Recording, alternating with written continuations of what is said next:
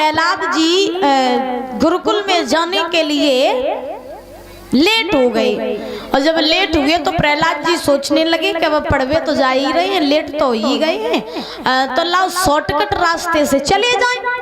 तो दादा प्रहलाद जी शॉर्टकट रास्ते से चलने लगे तो उस रास्ते पे दो चार घर कुम्हारों के पड़ते थे। तो जब दो चार घर कुम्हारों के पड़ते थे तो उसी समय प्रहलाद जी जब जा रहे थे उसी रास्ते से, तो महाराज कुमार के घर में से रोइवे की आवाज आई। और जब कुमार के घर में से रोने की आवाज आई तो प्रहलाद जी ने देखा कि देखे कौन रो रहा है। तो प्रहलाद जी भाई कुमार के घर में घुस गए। और जब कुमार के घर में घुसे तो घुसने के बाद में क्या देखा कि कुमार की जो कुमारन रहे सो महाराज अवा के पास में बैठी और रोती जा रही और नारायण का नाम लेती जा रही। और जब नारायण का नाम लेती जा रही है तो महाराज प्रहलाद जी पहुंच गए उस कुमारन के पास में। और जैसे ही कुमारन के पास में पहुंचे प्रहलाद जी ने जवाब दिया, है बुढ़िया क्या कर रही है? कुमारन बोली हम कुछ नहीं कर रहे लला, हम तो रो रहे। बोले क्यों? तो आज वो महाराज कुमारन रो रो करके कहने लगी, बेटा प्रहलाद तुम्हें नहीं पता है इस अवा के बीच में मेरे 4 बिल्ली के बच्चे दब गए। तो प्रहलाद जी बोले वे बिल्ली के बच्चा दब गए अवा में, तो अब का वे बीच में बाहर थोड़ी ना निकल आई बच के, अब तो वो मर गए होंगे, राख हो गए होंगे जल के। लेकिन तू जब बता कि तू मेरे बैरी का नाम क्यों ले रही है? कुमारन बोली कौन बैरी, किसका बैरी? प्रहलाद ने जवाब दिया नारायण का नाम क्यों ले रही है? तो नहीं पता कि नारायण जो है वो मेरे पिता का बैरी है, उसने मेरे चाचा को मारा है और तू मेरे ही बैरी का नाम ले रही है? अरे तुझे नहीं पता, अगर मेरे बाप को पता चल गया तुझे मार डालेंगे। तो आज उसी समय महाराज वो कुमारन बोली है, सुनो लला, अरे रोए रोए बुढ़िया और लला वो पे फूल भाई रे वारी।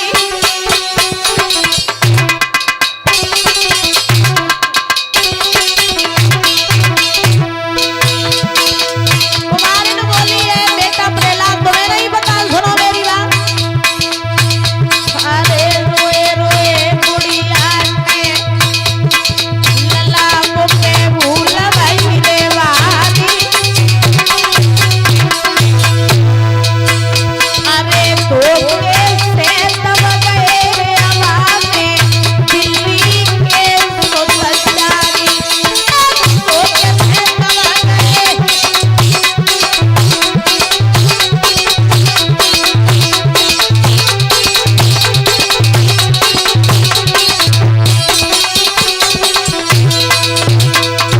महाराज कुमारन बोली बेटा धोखे से अवा के बीच में मुझसे 4 बिल्ली के बच्चे दब गए। प्रहलाद बोले अगर बिल्ली के बच्चे दब गए तो तेरा नारायण क्या उनको बचा लेगा? कुमारन बोली सुनो, अरे भाई मेरे मालिक का सरविंदा, अरे भाई मेरे मालिक का सरविंदा, अरे दिल में भी सवा सबची के बालक सब जिंदा।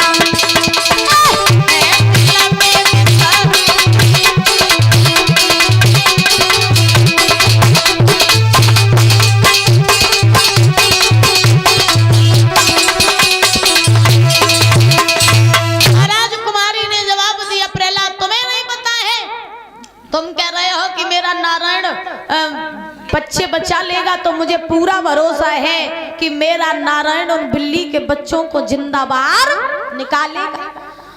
प्रहलाद जी बोले अगर नहीं ऐसा हुआ तो कुमारन बोली अगर ऐसा नहीं हुआ तो तुम्हारी तलवार और मेरा शीश। अगर ऐसा नहीं हुआ तो तुम्हारी तलवार मेरा शीश, अगर बिल्ली के बच्चे जिंदा न निकले तो तुम हमें मार देना। प्रहलाद बोले ठीक है हम तुम्हें मार देंगे, लेकिन अभी नहीं, जब मैं सुबह आऊंगा तब तुम अबा को खोलना, तब देखेंगे कि किसमें कितनी शक्ति है। आज महाराज प्रहलाद जी जो थे वो तो वहां से चले गए। जब प्रहलाद जी वहां से गए, अब प्रहलाद के दिमाग में केवल एक ही रील घूम रही है कि पता नहीं नारायण उनको बचाएगा या नहीं। रात हो गई, प्रहलाद को नींद नहीं आई और महाराज इधर वो रात भर कुमारिन उसी अबा के पास में बैठी रही और बैठ करके परमात्मा का भजन करती रही। बोले हे परमात्मा, आज मेरी लाज बचा लेना, और अगर मेरी लाज तुमने न बचाई तो तुम्हारा नाम झूठा पड़ जाएगा। आज ध्यान रखना बुजुर्गों, सारी रात वो कुमारिन बैठी रही अबा के पास में। इधर सवेरा हुआ, प्रहलाद जी चले और चल करके उसी कुमारिन के घर पहुंचे। जब कुमारिन के पास में पहुंचे प्रहलाद ने जवाब दिया, कुमारिन तेरे बिल्ली के बच्चे बाहर निकले कि नहीं निकले? कुमारिन बोली तो मैंने अभी न खोलो। तो आज प्रहलाद जी बोले मैया तू अपनो अबा खोल, और खोल करके हमें ये दिखा के देखे तेरे बिल्ली के बच्चे मर गए या जिंदा है। तो आज परीक्षित महाराज वो कुमारिन जो रहे सो अबा को खोलने लगी, और जब अबा को खोलने लगी तो मैया केवल और केवल भगवान को याद करती जा रही है। प्यारी गुण गाई रही और कुमारी खोलत जाती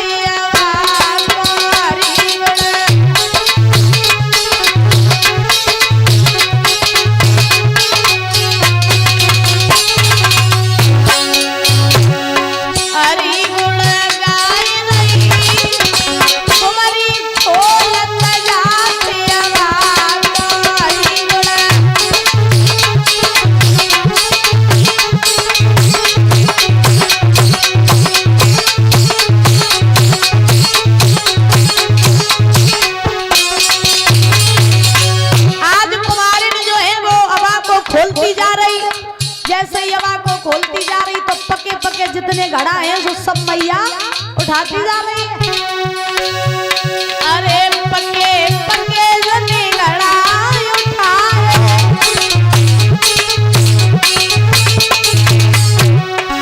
कौतुक का सावरिया दिखलाए,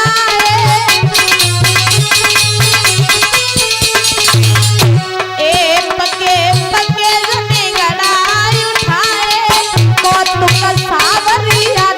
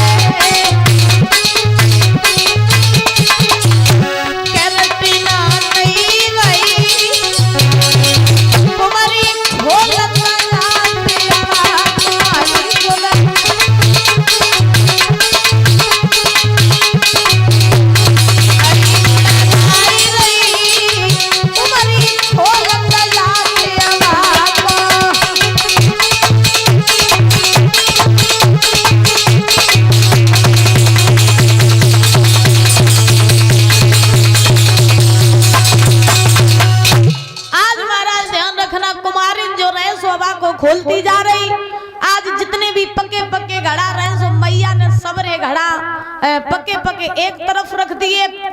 जब महाराज पूरे अबा को खोला तो उस अबा में कुल घड़ा कच्चे रह गए 4, और भाई महाराज कच्चे घड़े में 4 बिल्ली के बच्चे निकल आए। और जो 4 बिल्ली के बच्चे निकले सो महाराज सब अपने अपने कोने में जाके खेलने लगे। प्रहलाद जी ने देखा इसका मतलब नारायण तो वास्तव में सत्य का है? जब बिल्ली के बच्चा तो वास्तव में बिल्कुल सही सलामत बाहर निकल आए।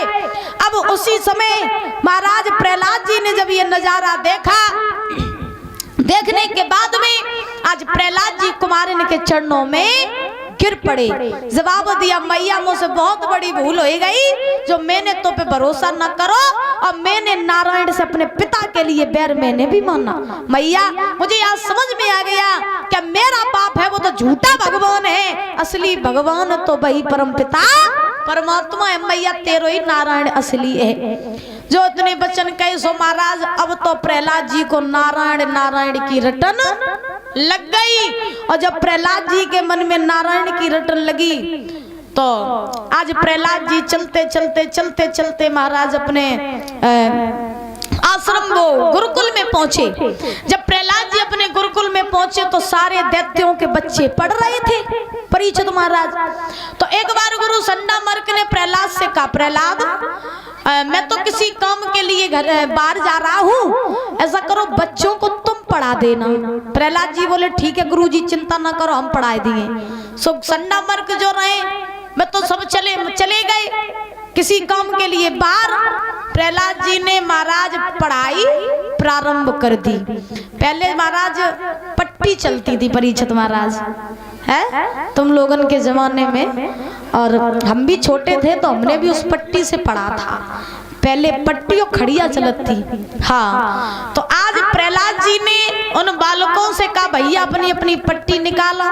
सबने पट्टी निकाली, खड़िया निकाली। अब प्रहलाद जी बोले भैया हम तुम्हें ऐसी पढ़ाई पढ़ाई है, ऐसी पढ़ाई पढ़ाई है जो जिंदगी में तुमने कभी पढ़ी नहीं हुई है। बालक बोले सो तुम कौन सी डिग्री टोर के आई है जो तुम आज हमें ऐसी पढ़ाई पढ़े हो, है?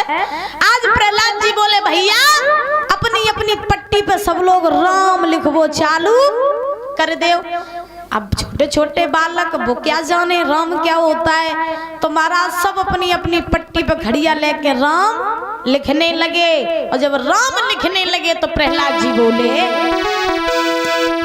ये पट्टी हाथ सबके अरे रखना संभाल के,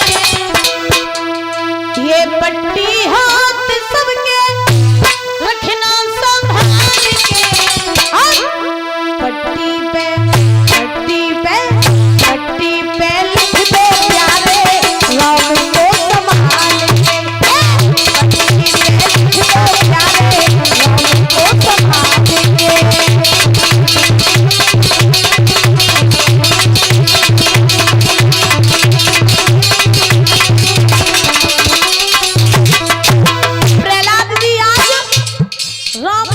लगे पट्टी पे। अब जब सबकी पट्टी भर गई राम के नाम से, प्रहलाद जी हाथ पर राम लिखवाने लगे। जब हाथों सब भर गए तो सबरी दीवानन पे नाम लिखवाने लगे। बोले भैया लिखो राम, लिखो राम, लिखो राम। आज सभी लोग राम लिखने लगे महाराज, सबरी दीवान भर गई राम राम का राम राम का। बच्चे कहने लगे भैया जब तुम कौन सी पढ़ाई सीख के आए हो, है जो तो हमने अनोखी पढ़ाई देखी, जब पढ़ाई तो मैंने जिंदगी में कबू न पढ़ी। प्रहलाद जी बोले सुनो ये पट्टी हाथ सबके रखना संभाल के, पट्टी पे लिख दो प्यारे राम को संभाल के, पट्टी पे लिख दो प्यारे राम को संभाल के।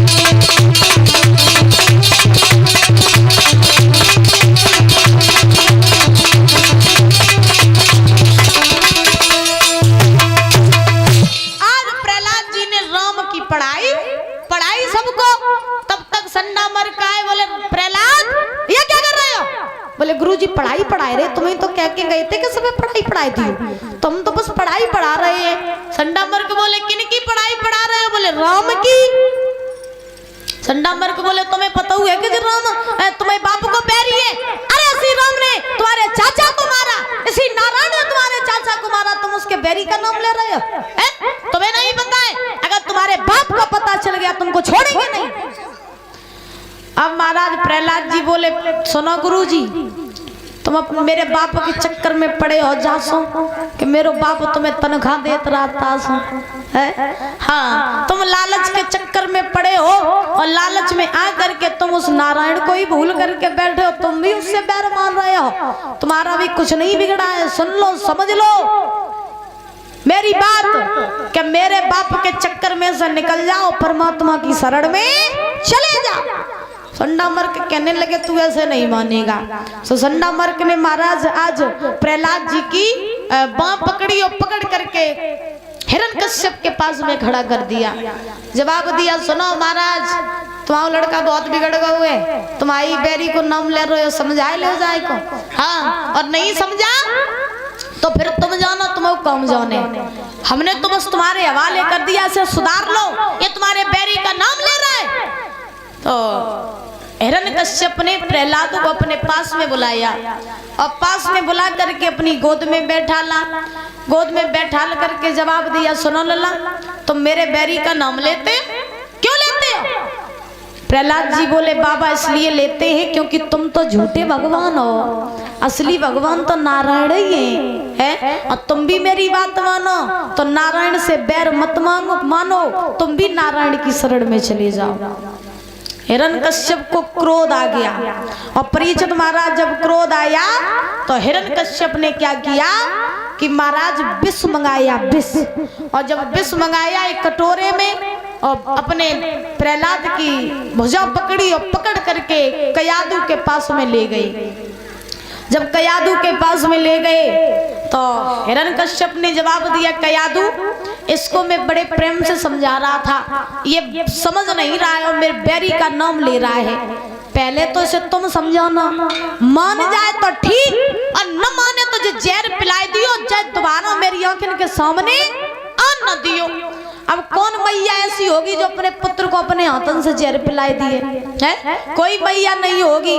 तो आज कयादू ने वो महाराज विष का कटोरा ले लिया, प्रहलाद को अपनी गोद में बैठाला, जवाब दिया, लाला सुनो, अपने बैरी का नाम लेना छोड़ दो, नारायण का नाम लेना छोड़ दो। क्यों? क्योंकि अगर तेरे बाप को अपने गुस्से में आ गया, अपना आपा खो दिया, तो फिर वो तुझे छोड़ेगा नहीं, तू मारा जाएगा, इसलिए तू नारायण का नाम लेना छोड़ दे।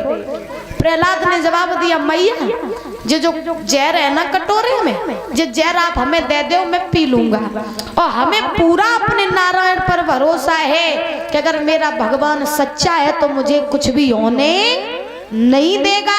सोई आज कयादू के हाथों से वो विष का कटोरा छीन लिया, छीन करके प्रहलाद जी ने वो विष पी लिया।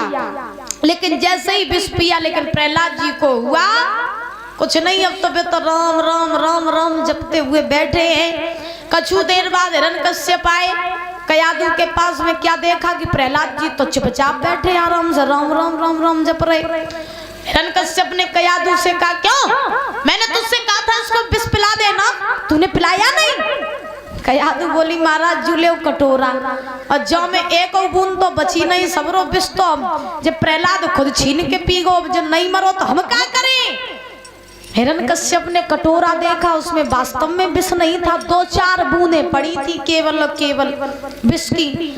सो महाराज अब हिरण्यकश्यप ने एक मंत्री को बुलाया, नौकर को। नौकर आया पास में। अब हिरण्यकश्यप ने कहा, सुनो नौकर, जहर की जो 2-4 बूंदें हैं, इन्हें पी के तुम हमें बताओ कि वास्तव में जहर है या नहीं है। नौकर समझ गो कि आज मेरी आफत आई गई। नौकर ने कही, देखो महाराज, हमारे तो 12 से बच्चा है, तो हम तो अपनी नौकरी करके बच्चन को पालते हैं, और हम जो जहर पी लिए तो मर जाइए, तासो महाराज और काऊ को चेक कर ले, हम नहीं जो जहर पी पाए। हिरण्यकश्यप कहने लगा, अगर तुम ये जहर नहीं पियोगे तो फिर हम तुम्हें मार डालेंगे। अब नौकर सोचन लोगो आगे कुआ पीछे खाई, अब जाए तो जाए का। सो महाराज चुपचाप आए के बाद नौकर ने 2-4 बूंदे पी ली जहर की, और जो जहर की बूंदे पी सोई महाराज कट गई टिकट सीधे ऊपर की। अब तो नौकर 2-4 बूंद में ही खत्म हो गया।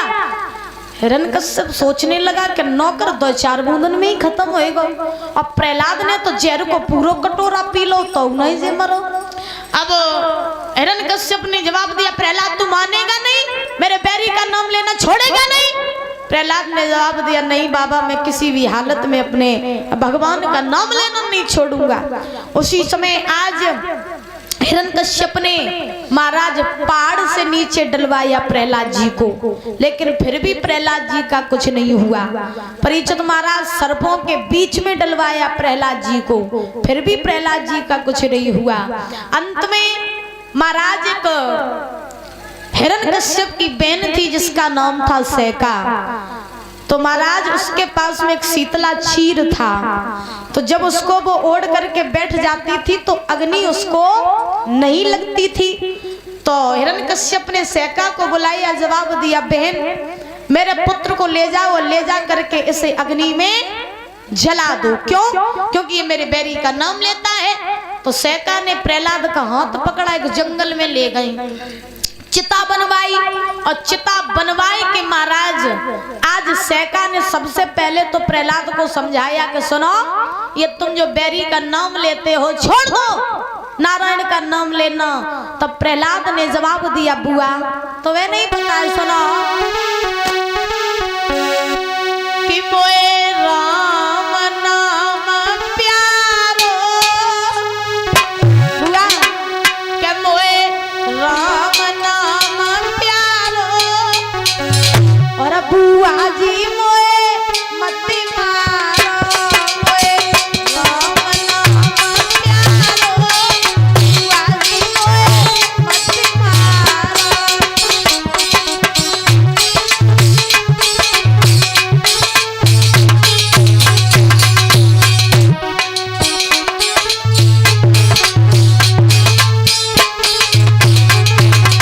प्रहलाद जी ने जवाब दिया, बुआ वो राम को नाम बहुत प्यारा लगत है, वो न मारो बुआ, मेरी बात सुनो। राम नाम प्यारो, बुआ जी मोए मत मारो,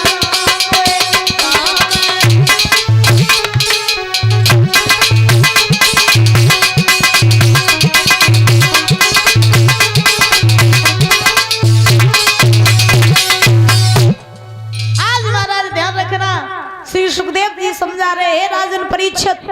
प्रहलाद जी ने जवाब दिया, बुआ राम का नाम मुझे बहुत प्यारा है, मुझे मारो नहीं, छोड़ दो।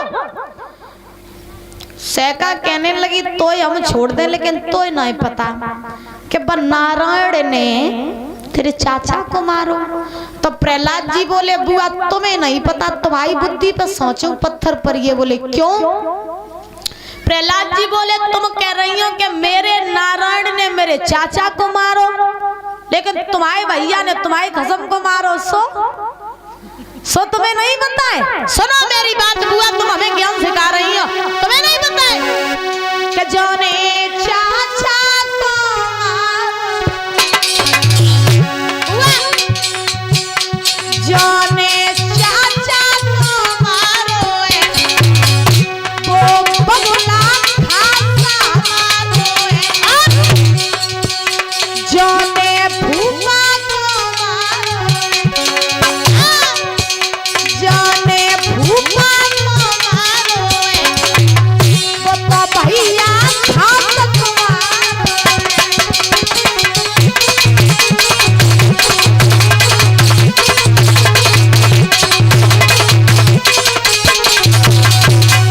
प्रहलाद जी ने जवाब दिया, सुना बुआ, मेरे प्रभु ने अगर मेरे चाचा को मारा तो वो परम पिता परमात्मा अगर उसने जन्म भी दिया है तो वो मार भी सकता है, तो उसमें कोई बुराई नहीं है। लेकिन मेरे भूपा को यानी तुम्हारे पति को मेरे पिता ने मारा, तो ऐसे तो तुम्हारा भाई हिरण्यकश्यप तुम्हारा बैरी हुआ है, तो तुम अपने भाई से अपने पति का बदला नहीं लोगी। सैका कहने लगी, बहुत ज्ञान दे रहे हो, बहुत उड़ रहे हो है तू, अब तू बचेगा ना। सैका चिता में बैठ गई शीतला चीर ओढ़ करके, और जब शीतला चीर ओढ़ करके बैठी, महाराज गोद में बैठा लिया प्रहलाद जी को, और जब गोद में प्रहलाद जी को बैठा ला उसी समय आज महाराज सैका ने जवाब दिया कि इस चिता में आग लगा दो। तो परीक्षित महाराज जैसे ही चिता में आग लगाई तो वो चिता जलने लगी, और जब चिता जलने लगी तो उसी समय आज महाराज प्रहलाद जी ने भगवान का आह्वान किया तो तेज हवाएं चलने लगी। महाराज 49 पवने चलने लगी। आज जैसे ही हवाएं चली तो आज शीतला चीर तो प्रहलाद जी के ऊपर आ गया। सहका जो थी वो महाराज उसी चिता में जल करके भस्म हो गई। और महाराज जैसे ही जल करके भस्म हुई तभी महाराज, आज फागुन का महीना था, तभी से महाराज होली का त्योहार मनाया जाता। एक नाम उनका होलिका भी पड़ा। आज जब सहका जल करके भस्म हो गई तो श्री सुखदेव जी समझा रहे, हे राजन परीक्षित, सवेरा जब हुआ, सवेरा हुआ तो जब सवेरा हुआ तो गांव वालों ने देखा कि सहका जो थी वो प्रहलाद को जलाने के लिए जंगल में गई थी, उसने चिता बनाई। तो गांव वाले जितने रहे सो महाराज प्रहलाद जी को बचाने के लिए जंगल में पहुंचे। और जब प्रहलाद जी को बचाने के लिए जंगल में पहुंचे तो पहुंचने के बाद में परीक्षित महाराज, चिता तो वो जल रही थी। और जब चिता जल रही थी तो महाराज फागुन में गेहूं और बेजर की फसल होती है। तो गांव वाले को और तो कुछ नहीं मिलो, महाराज बेजर उखाड़ के और चिता को बुझाने लगे। और जब चिता को बुझाने लगे तो प्रहलाद जी तो महाराज भगवान का नाम लेते हुए वहीं बैठे, लेकिन सहका जो थी वो जल करके भस्म हो गई।